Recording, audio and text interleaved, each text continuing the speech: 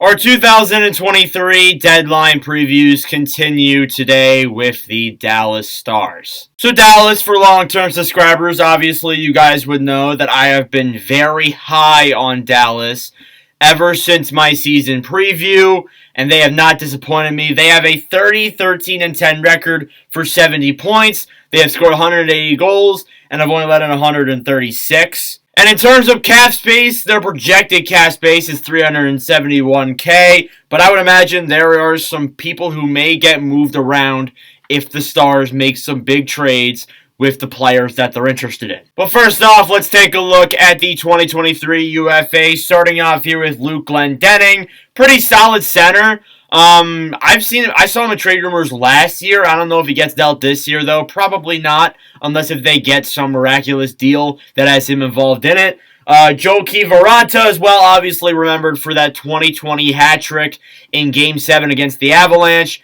Still iconic to this day, one of my favorite memories having this channel. You have Joel Hanley as well. Could prove interesting. He's looked okay on that blue line, apparently, from Stars fans. And then you also have Anton Khudobin as well, who, I will throw this in here, he has actually been getting calls about goaltender depth. And that kind of surprised me. I know some teams are looking for goaltenders. Maybe not necessarily a starting goaltender, but they're looking for a goalie that can add some depth. I mean, obviously, what I said there. You know, obviously, sometimes you see goalies get injured in the playoffs. Look at Carolina. It's a very common thing. So maybe teams are looking at Khudobin. Haven't heard anything for a couple weeks, though, in regards to that. So that might be dead by now, but yeah. Now you look at their 2023 RFAs. You start off here with Denis Gurianov, who has also been involved in some potential trades. Maybe a potential 1-for-1 deal, which is what I was hearing. That could be interesting depending on, like, whatever player they're getting on that 1-for-1 deal. But we'll see there. Gurianov, obviously, not that bad of a player, so we'll see if he does get an opportunity to be traded. Ty Dellandrea there as well. Interesting depth forward. And then also Marian Studnik as well. Additional blue line depth. Really haven't heard anything much from those guys, though. We shall see. In terms of buyers or sellers, I'm gonna go buyers, but in all honesty, staying put, like a couple other teams I've said so far, really isn't that bad of an option when you think about it. I mean, they don't have a first-round pick.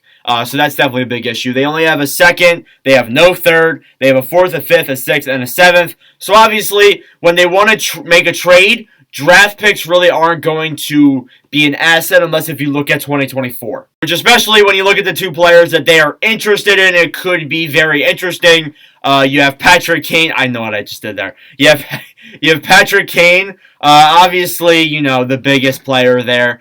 News actually came out today that he complained about Chicago management and is apparently unhappy with the way Chicago has managed some of their young players. Like, for example, Alex DeBrincat, Kirby Dach as well, and then I think Dylan Strome also brought up too.